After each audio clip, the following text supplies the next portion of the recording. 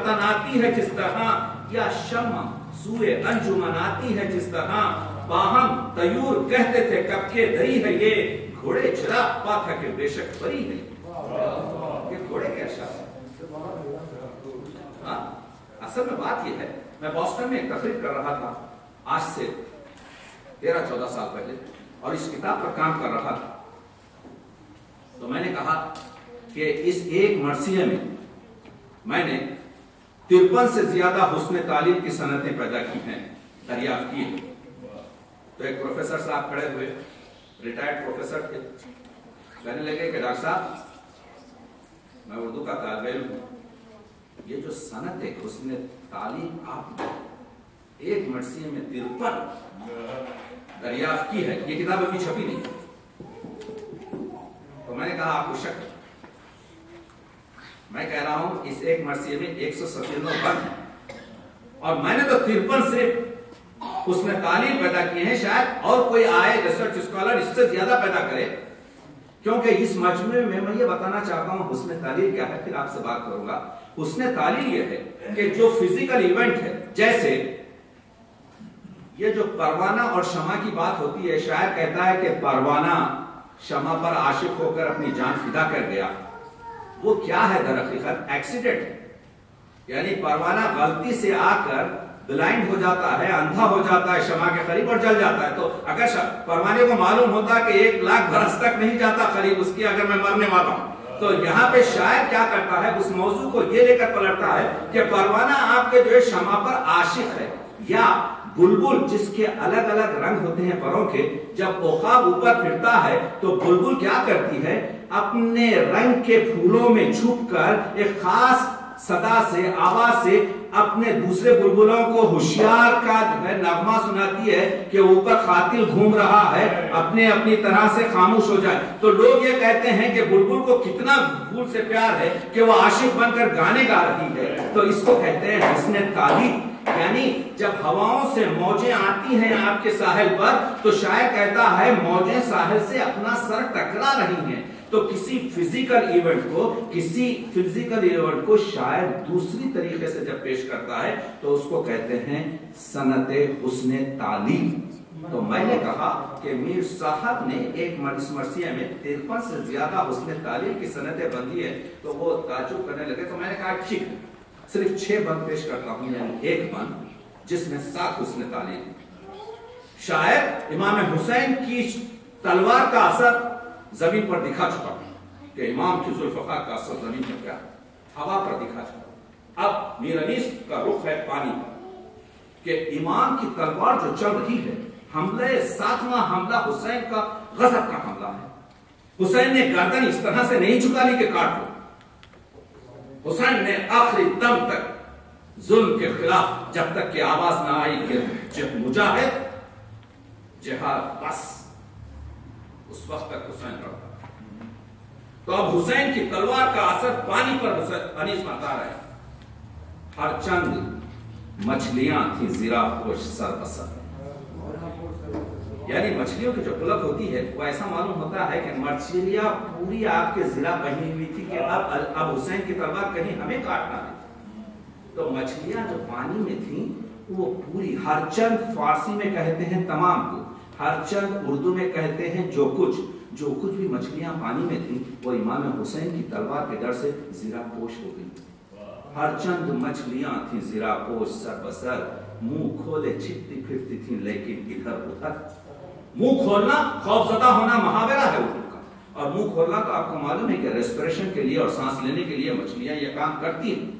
तो मीर साहब बताते हैं कि मछलियां खौफ से मुंह खोले छिपते फिरते थी, लेकिन स्कूल ऑफ फिश आपने देखा वो खामोशी से छुपते ही रहती है, तो किसी चीज को लेकर किसी तरीके से। उसके बाद से तीसरा मिसरा देखिए, हर चंद मछलियां थी जीरा पोश सर बसर, मुंह खोले छिपती फिरती थी लेकिन इधर उधर। और उसके बाद से कहते हैं कि हाँ, भागी थी मौज छोड़ के गर्दा की सिफत।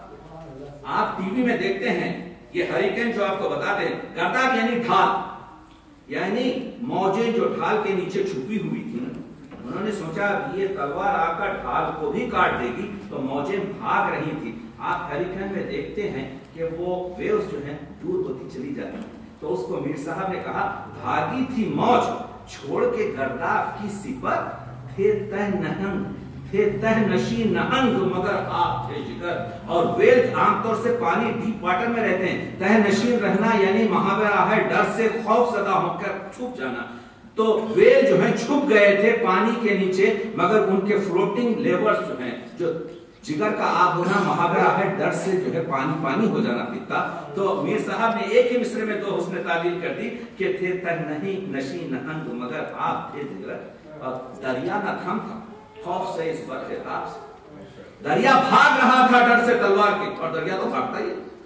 دریا نہ تھمتا خوف سے اس برق تاب کے, لیکن پڑے تھے پاؤں میں چھالے حباب کے. تو اس طریقے سے دریا بھاگ رہا تھا, اتنا تیز بھاگ رہا تھا کہ دریا کے پیر پر سب چھالے پڑ گئے تھے. 6 مصرے ساتھ حسن تعلیم خاموش ہو گئے. میں نے کہا کہ میں نے تو 197 آپ کے بعد میں یہ ہے. اسی لیے میر صاحب نے جب اس لکھنؤ کے ماحول میں چھوٹی چھوٹی گفتگویں کرنے شروع کی تو میر صاحب نے کہا درد سر ہوتا ہے بے رنگ نہ فریاد کریں, درد سر ہوتا ہے بے رنگ نہ فریاد کریں, اور بلبلیں مجھ سے گلستان کا سبق یاد کریں.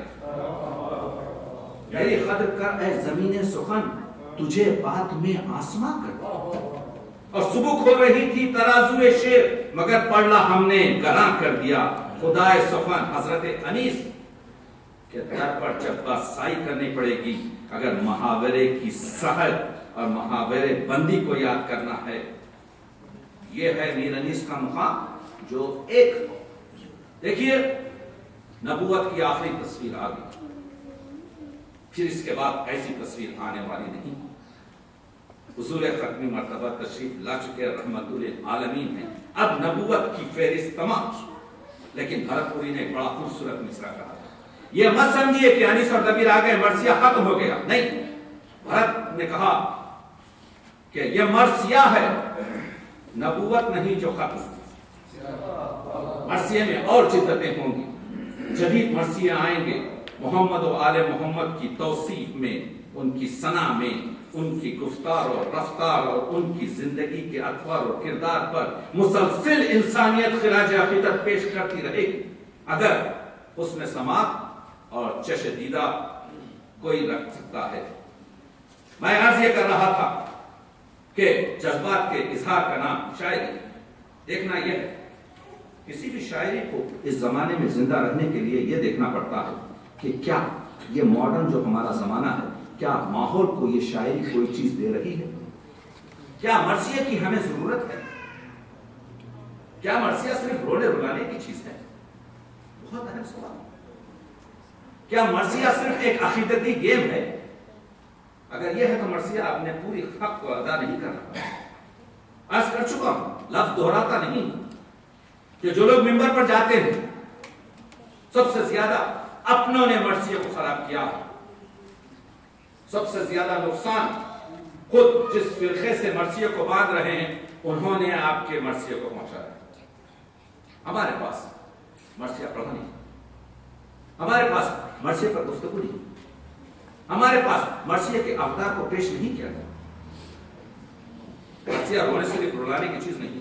یہ سچ ہے کہ لفظ بھی چست ہوں, مضمون بھی عالی ہوئے, مرثیہ درد کی باتوں سے نہ خالی ہو. مرثیے میں درد کا ہونا بہت ضروری ہے, اس وجہ سے کہ میل کا جو حصہ ہے, مرثیے کے جو 8 جز ہیں, چہرہ ہو یا ماجرا ہو یا رخصت ہو یا آمد ہو یا رجز ہو یا لڑائی ہو یا شہادت ہو یا بین ہو, یہ تمام ضروری نہیں ہے مرثیے میں. جدید مرثیے پر گفتگو ہو, اور مرثیے کے لیے یہ بھی ضروری نہیں کہ کوئی شخص جو اسی اعتقاد کا حامی ہو. نارائن چکبست نے ہر روز میر انیس کا مرثیہ پڑھا اور اس کے بعد سے اسی مسدس شکل میں رامائن لکھی. میں آپ کو چاہتا ہوں کہ نارائن کا ایک شعر سناؤں. رام چندر جی آتے ہیں باپ کے پاس اور کہتے ہیں اجازت چاہتے ہیں. رام جیسا بیٹا بنواس جا رہا ہے, باپ کے دل پہ کیا گزر رہی ہو, تو باپ کو تسلی دیتے. کیا شعر ہے, ہوتا ہے جب بھی فضل خدائے کریم کا، رام چندر جی باپ سے کہہ رہے ہیں، یہ انیس نظر، ہوتا ہے جب بھی فضل خدائے کریم کا، باد سموم بنتا ہے غنچہ نسیم کا۔ یہ میں رامائن پڑھا ہوں، یہ میں چٹبس پڑھا ہوں، تو ہر اتوار کے طریقے سے ہر مسائل کو یوز کیا جا سکتا ہے۔ آج کے دور اور آج کی زندگی میں مرثیوں کا کیا مرتبہ ہے، مرثیے کیا تاثیر رکھتے ہیں، مرثیے آج کی دنیا کو کیا دے سکتے ہیں، تو مرثیہ آج کی دنیا کو یہ سبق دے سکتا ہے کہ اگر حق کی بات آئے تو کتنا بھی نقصان نہ ہو، حق کہنے سے ضرر نہیں۔ مرثیے میں فرینڈشپ آف انٹرسٹ نہیں ہے، مرثیے میں فرینڈشپ آف لو، پھر اس کو ابن الوقت کہنا پڑتا۔ آج جس مذہب سے مرثیے کا تعلق ہے اس کو ایک جارحانہ، ایک اٹیکنگ، ایک آفینسو، ایک ٹیررسٹ مذہب بتایا جا رہا ہے۔ صرف ایک ہی راستہ ہے کہ اس مذہب کو اگر پیس اور امن اور شانتی کے راستے پر جوڑا جا سکتا ہے تو مرثیے سے مدد دینی پڑے گی۔